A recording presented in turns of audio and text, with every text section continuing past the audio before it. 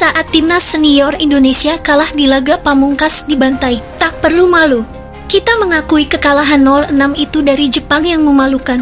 Meski rasa-rasanya memang sudah masuk akal.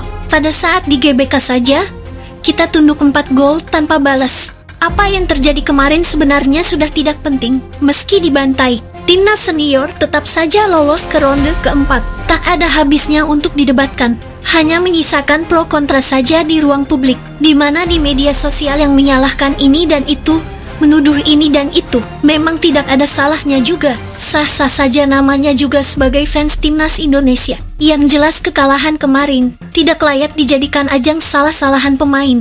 Ini bukan salah pemain, bukan juga salah pelatih. Siapapun yang menjadi pelatih timnas Indonesia tetap saja pasti kalah. Hanya saja perbedaan gol saja. Pada dasarnya Indonesia memang tertinggal jauh dari timnas Jepang. Memang jauh sekali. Kita bisa lihat level mereka 5 tingkat di atas kita. Kenyataan itu harus kita terima, harus kita resapi, dan harus kita pelajari.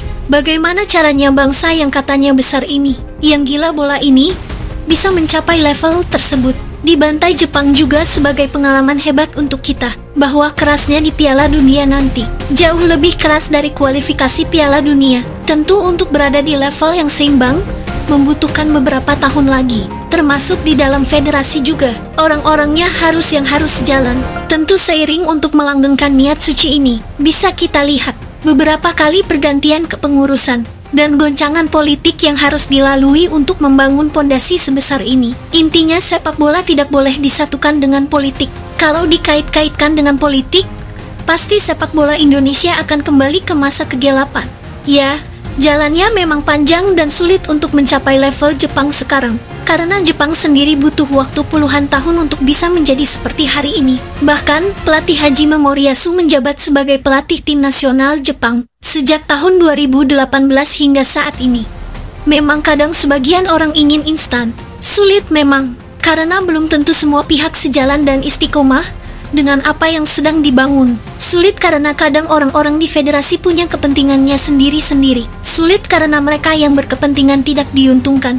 Biarlah itu tetap jadi mimpi kita, entah terjadi atau tidak, tapi kita punya mimpi yang sama. Hari ini mari kita mulai dengan sebuah pengakuan yang sederhana, di mana Indonesia lolos ke putaran keempat kualifikasi Piala Dunia 2026 zona Asia. Dan itu bukan sesuatu yang lumrah, ini adalah sejarah. Kita terbiasa merayakan hal-hal kecil di tingkat ASEAN, tapi kali ini kita boleh merayakan hal besar yang datang dengan cara kecil. Perjalanan timnas tidak spektakuler, tidak cukup konsisten. Kita bukan mesin gol, tidak punya pertahanan kokoh juga, tapi kita cukup efisien.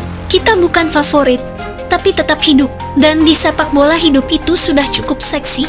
Lalu tibalah kita di putaran keempat, di mana di sini hanya berisi 6 tim terbagi dalam 2 grup. Dihuni 3 tim, tapi tekanannya rasanya seperti final 4 kali seminggu.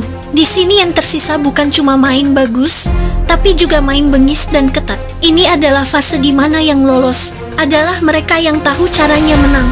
Di ronde keempat ini mereka tidak akan cuma menggunakan otot, tapi juga kecerdasan, seperti mengulur waktu, aksi diving hingga mencoba memancing emosi sang pelawan. Para pemain kita juga harus pintar nantinya. Daripada kita dikelabui lawan, lebih baik kita dikelabui mereka. Nanti lawan timnas Indonesia akan ada 2 dari 5 tim lain yang lolos dari putaran ketiga. Kalau kamu berpikir ini akan seperti menghadapi Kamboja atau Timor Leste, mari duduk sejenak dan hirup kenyataan. Yang menunggu adalah negara-negara kuat Timur Tengah.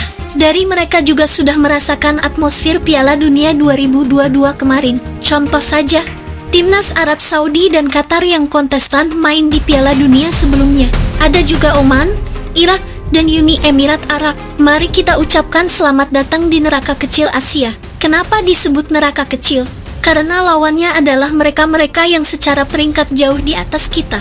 Kita satu-satunya tim yang berperingkat di luar 100 dunia. Tepatnya berada di 116 dunia. Sisanya jangankan peringkat 90, yang menyentuh angka 80 saja tidak ada.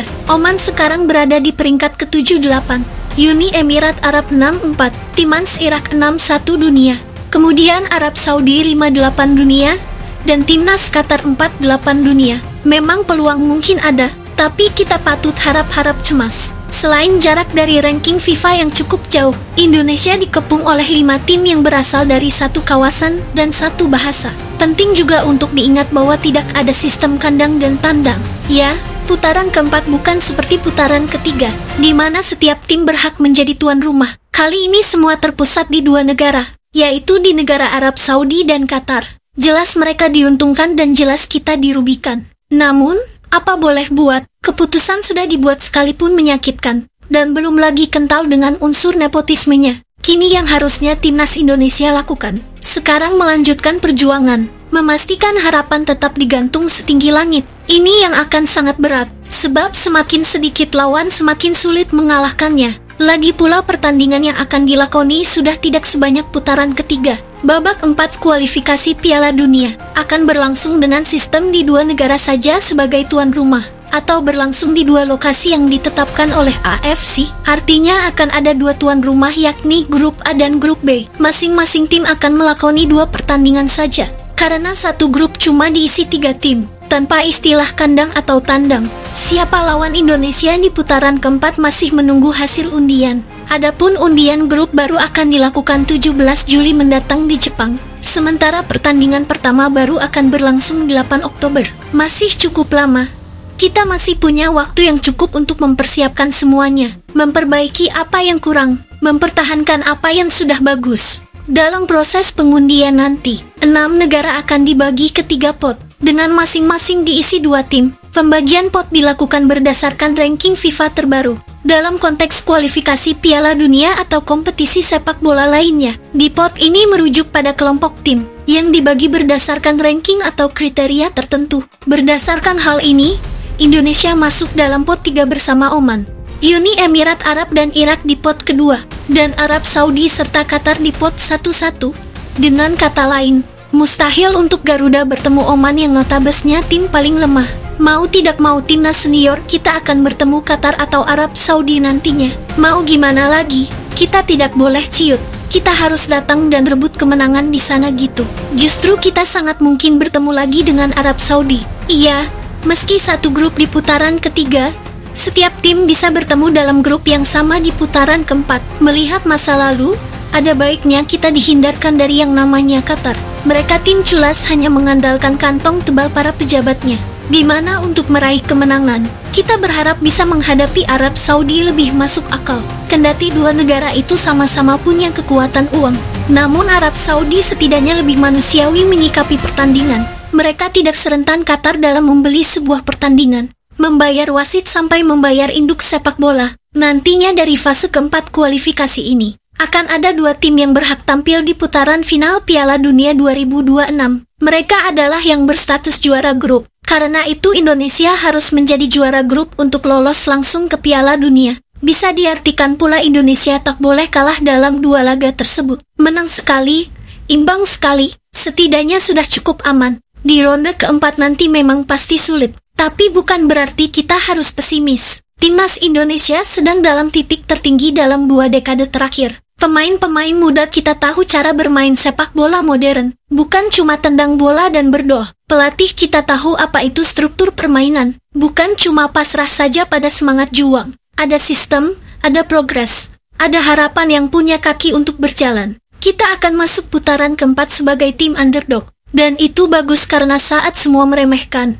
kita bisa mencuri. Peluang kita kecil tapi keberanian kita besar. Dan kadang sepak bola berpihak pada yang nekat. Lagi pula kita sudah terlalu sering terkapar saat di atas angin. Melawan Jepang adalah sebaik-baiknya bukti bahwa Indonesia tetap harus menganggap dirinya underdog, bahwa fans tetap harus menyikapi pertandingan dengan wajar, tanpa kepercayaan berlebihan, tanpa sesumbar. Jangan berharap terlalu banyak, tapi jangan juga berhenti berharap. Nikmati pertandingannya, dukung dengan waras. Jangan jadi sok analisis, tiap pemain salah umpan. Dan kalau Indonesia menang, bolehlah kita angkat gelas. Bukan untuk berpesta, tapi untuk mengingat bahwa di negeri ini, impian besar selalu lahir dari langkah-langkah kecil yang diremehkan.